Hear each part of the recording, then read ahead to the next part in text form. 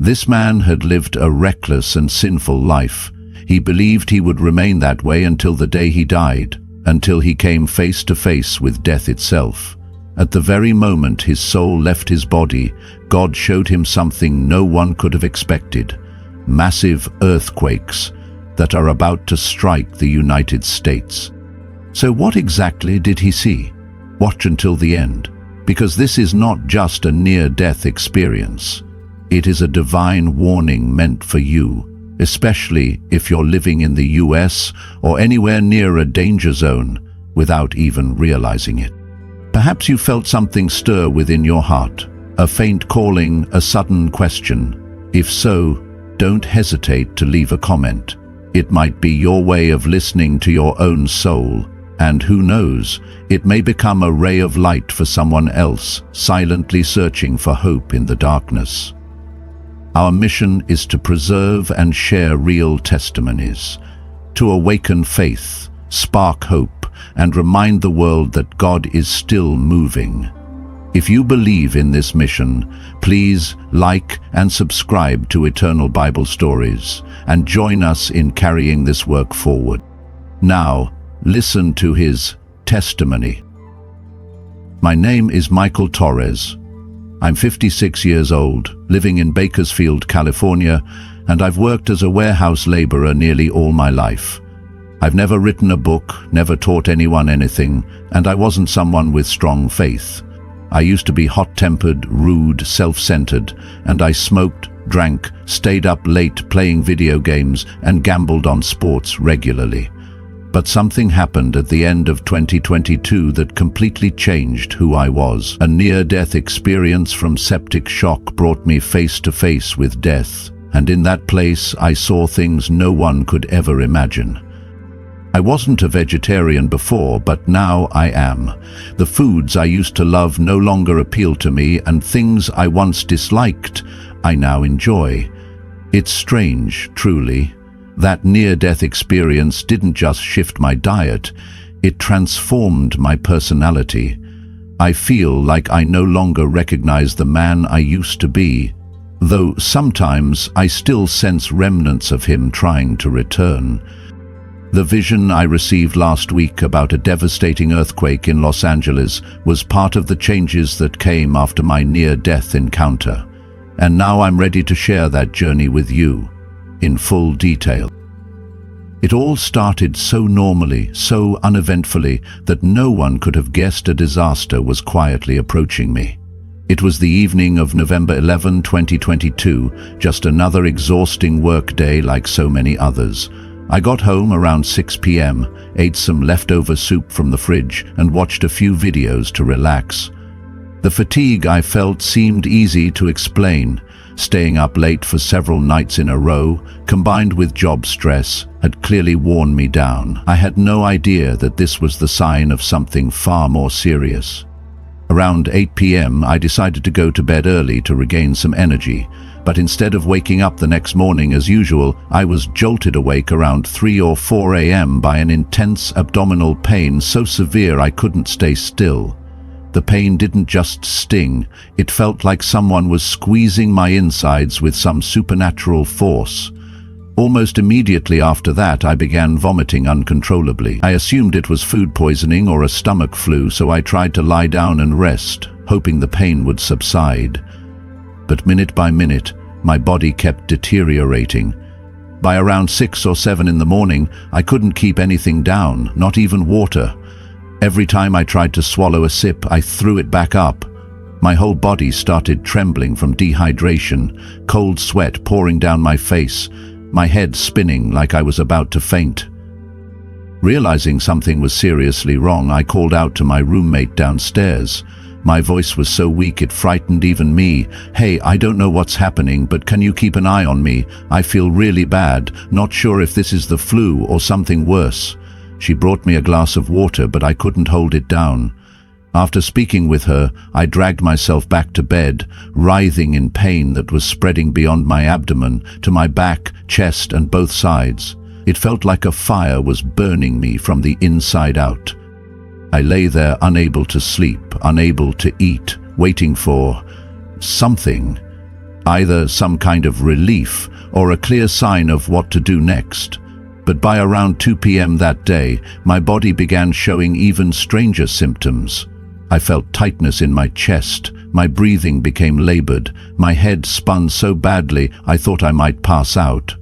Every step made my heart pound like it would explode inside my ribcage. That was the moment I knew, if I didn't act fast, I might not make it through the night. I understood now, this wasn't a typical illness.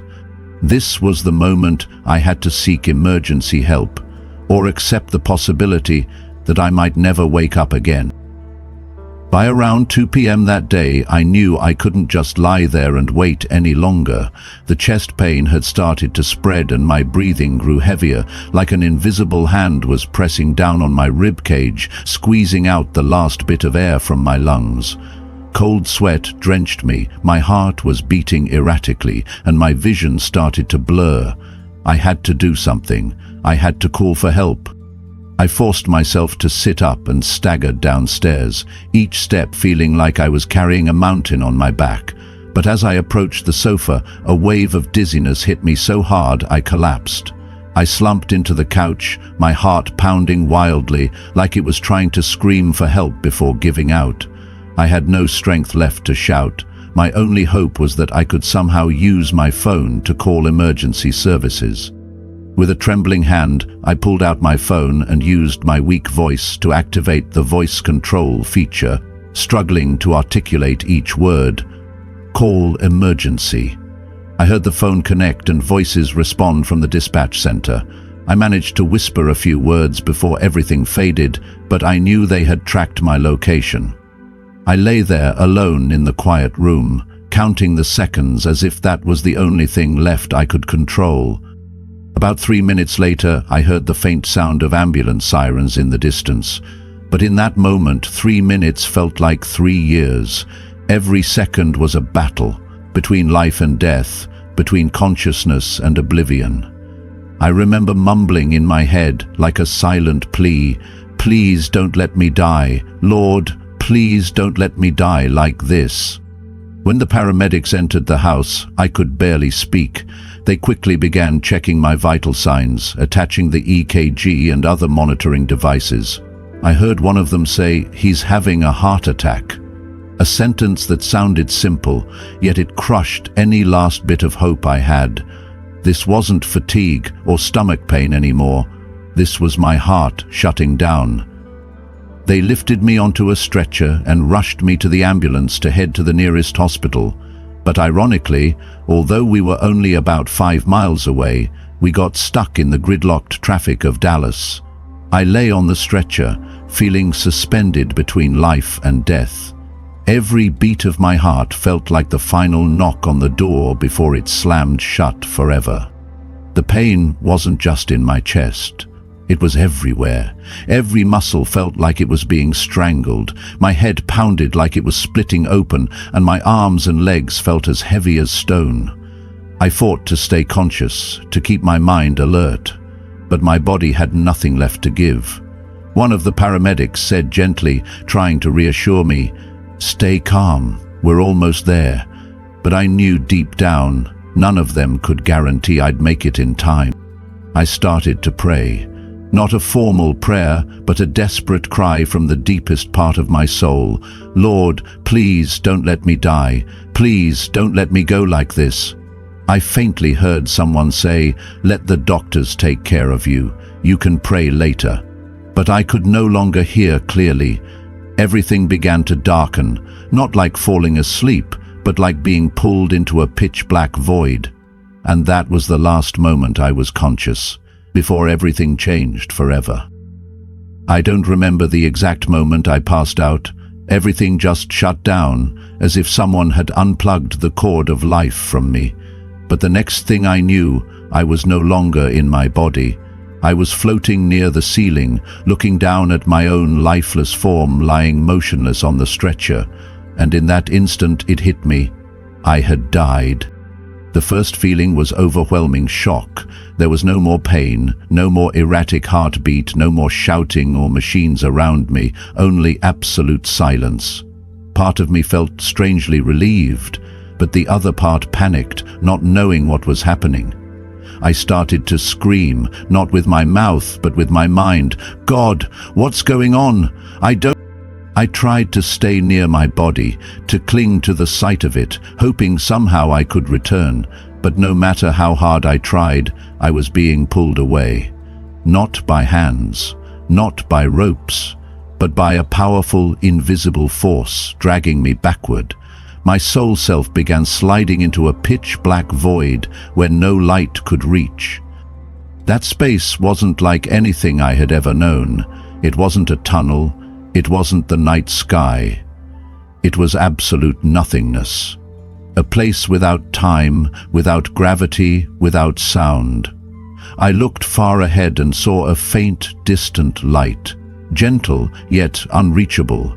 But behind me was a deep, yawning chasm, like the open mouth of a beast, ready to swallow my soul whole. I didn't pass through a tunnel like others often describe. I saw no one waiting to greet me, no angels, no loved ones, no soft music. Just me, alone, drifting through a black abyss, like a lost child in a universe with no path home. And in that total isolation, something strange happened. I began to experience a life review, but not just in pictures. It was all emotion. Each phase of my life came back to me, playing out like a slow-motion film. But I didn't just watch. I felt the pain I had caused others. I felt the disappointment of a friend I had betrayed. I felt the heartbreak of a former lover when I lied to her. I relived moments I once thought insignificant, only to realize they were deep wounds in someone else's heart. I don't know exactly when it began, but suddenly I realized I was no longer standing in that void. I was surrounded by a dim, ethereal light, like the universe itself had paused to begin playing back my life. There was no voice saying, "Look back," no angels or spirits to guide me, but I knew exactly what was coming. A trial with no judge, a screening with no audience, just me and the raw truth about who I really was. I saw myself as a child, innocent, sensitive, longing for love and acceptance. But that image only flashed by, like a gentle reminder. Right after that came the moments where I could have chosen kindness, but I chose selfishness. I saw myself yelling at my mother when all she wanted was to help me study.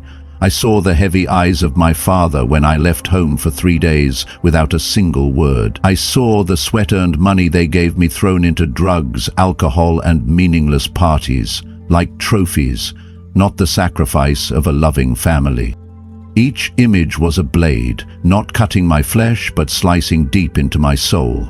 No one accused me, but the gaze of myself, watching myself, was more unbearable than any condemnation. I saw the friend I abandoned right when they needed me most. I saw the ex-girlfriend crying alone because of the cruel words I had hurled at her in anger. I saw strangers I had mocked, disrespected, or pushed further into despair, just with silence or a look. The more I watched, the more I felt like my being was torn apart piece by piece. Not by physical wounds, but by invisible gashes, ropes of shame pulling me backward toward the gaping darkness, wide as a shark's jaw, waiting to devour me. I felt myself drifting in reverse, not with my feet, but with the weight of every unconfessed sin I had ever carried, and I knew if I was pulled just a little farther, I would never come back. It wasn't punishment. It was consequence, like an apple falling from a branch, like water running downhill, and that black abyss behind me, it was the natural destination of a life without repentance. I tried to resist, I tried to scream, but in that realm no cry could be heard. And then, in the moment I was nearly consumed, I remembered the orthodox faith I had once worn like a badge but never truly lived. I began to whisper, not with my mouth, but from the very core of my soul, a prayer I hadn't spoken in decades. Lord, if you can still hear me, Please save me. I know I've lived like a wretch. I know I don't deserve it, but if you give me one more chance, I promise I will live differently. I won't go back to that darkness again." But I was still suspended in that space between life and death, a place where time no longer seemed to follow any rules. Everything around me remained cloaked in endless darkness, yet within that darkness I began to see visions, not vague or abstract, but clear, vivid, as though I had stepped into another reality. And then one revelation froze me in terror. A devastating earthquake was going to strike Los Angeles. I saw myself standing in the heart of the city, a magnificent coastal metropolis bathed in sunlight, but in a blink the light was replaced by a thunderous roar from deep within the earth. The ground shook violently. Skyscrapers, bridges, bustling streets, all began to crack open as if torn apart. I watched as people walking peacefully moments ago suddenly broke into screams, running in panic, trying desperately to escape. Cars tumbled off freeways like toys flung by invisible hands. I saw clouds of dust, fires erupting, and cries for help rising from the ruins. A child trapped beneath a collapsed roof, a mother cradling the lifeless body of her child, wailing. And amidst the devastation, a middle-aged man fell to his knees, clutching a torn Bible, whispering his final prayers. I didn't just witness what was happening in the present. I was shown the future.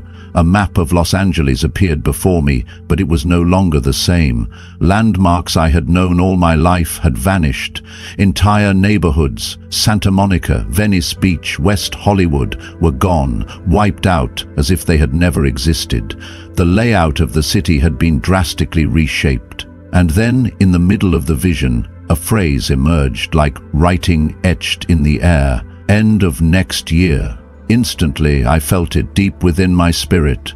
Millions of lives would be lost, and the destruction would be so severe that the city might take decades to recover, if it ever could. I thought that horrifying vision would be the end, but it wasn't. Suddenly, I was shown another place, Myanmar. I didn't understand why I was seeing it, but I recognized the landscape. Golden pagodas, dust-covered roads, and densely packed neighborhoods. And then another earthquake struck, this time without any warning. I saw ancient temples crumbling to the ground, Buddha statues split in half, and the air filled with the cries of terrified people. These were people already burdened by poverty, and now they had no protection, no aid, and no hope. I saw an old man holding a little girl, sitting helplessly outside what used to be their home, now a pile of rubble. No rescue came. The rivers turned a murky red, not from blood, but from mud and debris stirred up by the devastation, and then came the most haunting sight. The survivors, mostly children, wandering aimlessly, their faces blank, their eyes hollow, like shadows of the living, with no shelter, no guidance, and nowhere left to go. But just like what I had seen in Los Angeles, there was still a flicker of hope in Myanmar. Amidst the rubble, the cries, and the silence of loss, I witnessed something unexpected.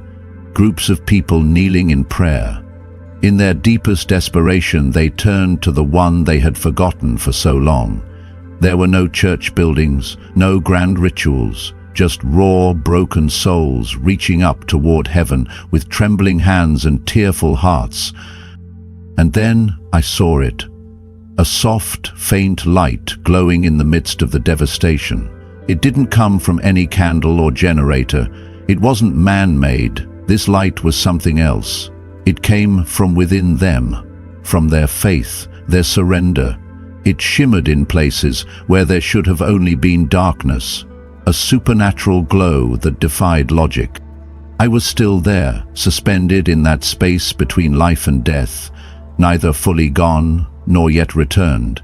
And in that realm, you don't question what you see. You know. What I witnessed wasn't some hallucination or dream. It was truth, or rather a truth that hasn't yet arrived, but will. I couldn't understand why someone like me, a man with a messed up past, a heart full of regrets, and a life far from holy, was chosen to see this. But I didn't need to understand everything to grasp this one reality. When God shows you the future, it's not for you to keep it to yourself. At that moment, all I wanted was to scream, to warn, to shake the world awake. We've spent too many years numb and distracted, thinking we'll change someday. But someday never comes until it's too late. In that near-death place, I heard a voice, not through my ears, but deep in my soul. Tell them what you saw, for warning is the final mercy.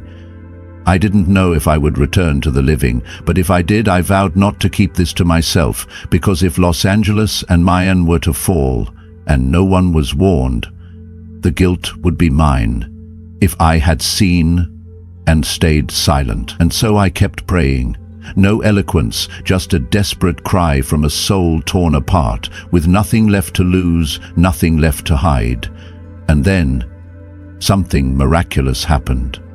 In the midst of that hopeless darkness, a tiny light appeared, so small it could have been missed if I hadn't looked with my heart.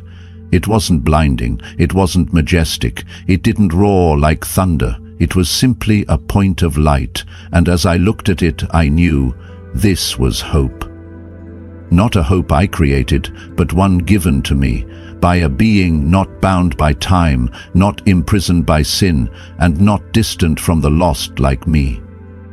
With that light came another force, not forceful, not demanding, just gentle yet unwavering. It didn't pull me forward, it held me back, from falling into the abyss behind me. And the most important thing was this: it made me feel I wasn't alone. I still didn't know if I would live or die. I didn't know if I would be forgiven. But one thing I was certain of: from that moment on, if I lived, I would never live the same again. No more hiding, no more pretending, no more calling wrong right or darkness light. If I had one more chance, I would live truthfully and live with gratitude, that in the deepest pit of despair I called out and he heard me.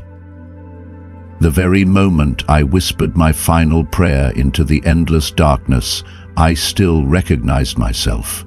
I was still me, a terrified, fragile soul, full of regret, but still conscious. And then, as if that prayer had opened a sacred gate, an invisible force pulled me back. I was yanked, as if falling freely from the top of a 20-story building, crashing violently through layers of unseen realms. And suddenly, I woke up in my body, overwhelmed by a searing pain, as if every nerve in my body had been jolted at once. I later learned that was the exact moment they were defibrillating me. Coming back to the body was far from gentle. It felt like being slammed back to life with a sledgehammer. Every cell aching, my chest feeling like it would explode, my eyes too heavy to open. But strangely, in the middle of that agony, I sensed something entirely different.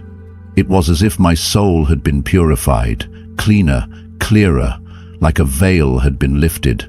I was no longer the same man. Everything inside me had changed, from the way I saw the world to small things like taste, music, how I felt the weather or listened to others. I was dead for only 3 minutes and 30 seconds, but in that time I had lived an entire lifetime. And when I woke up, I carried something I couldn't explain, as though I'd been granted a second chance no one expected. The doctors were stunned. I didn't just survive septic shock, cardiac arrest, and a coma. I walked out of the hospital a month later, healthy, with no trace of a heart attack on the EKG. Not a single sign of damage. They called it a miracle. I knew it was divine intervention. I stepped out of the hospital like a stranger in my own body. Every day after that, I felt like a child learning how to live again. I had once been a man who cared only about money, regardless of morality or anyone's feelings. I used words to manipulate, benefits to control. I destroyed relationships, exploited trust, and lived with a heart that didn't know remorse. But now, I couldn't turn a blind eye to someone else's pain. I couldn't pretend not to see. I couldn't stay indifferent. Something deep in my heart kept urging me, live rightly, live meaningfully. I'm still learning how to live as this new version of myself. Sometimes the ghosts of my past return, selfishness, lust, greed, but now I recognize them, and I choose not to let them own me anymore. I pray, I fast, I read the Bible, I serve. Every day I remember that moment when I was pulled from the edge of the abyss, and I know if the Creator gave me this second chance, then this life no longer belongs to me alone. And if you're reading these words, know that He can do the same for you. No one is too far gone to be saved. No one is too late to be made new, because grace is not for the perfect, it's for those brave enough to ask for a new beginning, like I did. When I came back from the brink of death, it wasn't just my body that recovered. My entire nature was shaken to its core. The bad habits, selfish thoughts, and blind desires that once controlled me all began to crack and fall away, like dry crust peeling off a soul being reborn. I used to be the kind of person who would hurt others just to satisfy my fragile ego and thirst for control. I lived to chase money, manipulate relationships, and play with people's emotions like pawns on a board. But after that near-death experience, everything changed. Not in a forced way, but from within, like a new seed had been planted deep in my spirit. I started to feel other people's pain. Just seeing someone sad would stir something inside me, like I was carrying a piece of their sorrow in my own heart. My heart softened. It was no longer stone. I no longer wanted to compete or conquer. I only wanted to love, help, and heal. I remember once seeing a homeless man shivering in the rain. I couldn't just walk past him like I used to. I sat beside him, handed him my coat, and my hands trembled. Not from the cold, but because I saw myself in his tired eyes. I was no longer the same man. Before, I was an Orthodox Christian in name only. I went to church a few times a year, said prayers like a chore, and never really knew who I was speaking to. My faith was a hollow shell. I lived completely opposite to what I claimed to believe. But after that experience, I began to rediscover my spiritual path, not to appear righteous, but because I could feel someone was truly listening, holding my hand, waiting for me to return. I didn't see Jesus with my eyes or hear Him with my ears, but I felt Him more clearly than anything I'd ever known. I sensed a radiant, vast, gentle yet majestic energy, as if all life came from and returned to that source. To me, that is God, with a capital G, the one who holds everything in the universe together with a divine thread. I believe that anyone, regardless of their religion, who lives with kindness, love, and honest prayer, is reaching for that same divine presence. After the experience, I began to have strange intuitions. At first, I thought they were coincidences, but I started knowing things before they happened. A few acquaintances passed away, and I had dreams of them saying goodbye days before. But the vision of the earthquake in Los Angeles shook me to the core. I saw buildings collapse, the earth split open like a dragon's jaw, and millions crying out in helplessness. The sound of that destruction still echoes in my heart. I collapsed when I saw it, not out of fear of death, but because I knew if humanity doesn't change, disaster will be inevitable. So I'm calling out to everyone, change, love one another, treat others as you wish to be treated. Don't wait until you're standing at the edge of death to realize the true value of life. Start with the small things. Forgive those who hurt you. Smile at a stranger. Spend time with your parents. Help someone who's falling apart. Because it's those small actions that are our strongest weapons against the darkness. I don't claim to be perfect. I'm still on the journey, still battling the ghosts of my past, the parts of my old self that try to claw their way back. But the difference is, now I don't fight alone. I have God beside me, I have light in my heart. And I have a mission, to use my story to remind the world that grace is real, forgiveness is real, and transformation, no matter how far you've fallen, is always possible. If I, someone who once lived in darkness, can change, then so can you. And if each of us changes, the whole world can be saved. That is the calling I want to leave with you today. Michael's story is not just a moment of survival. It is a journey of transformation, from a hardened heart to a heart that feels love again, from a lost soul to a man on a mission to awaken the world. He wasn't brought back to life just to exist, but to live with purpose, with light, and with a deep gratitude that he was touched by the grace of the Creator. Let this story be a reminder. It's never too late to begin again. Let it awaken the sacred part of you, the part that's still waiting to be revived. And if you feel something stirring in your heart as you hear this story, write a comment below, because every word you share is a step closer to truth. Don't forget to like and subscribe to Eternal Bible Stories so this journey doesn't stop with you, but continues to reach those still waiting for a miracle. God is with you.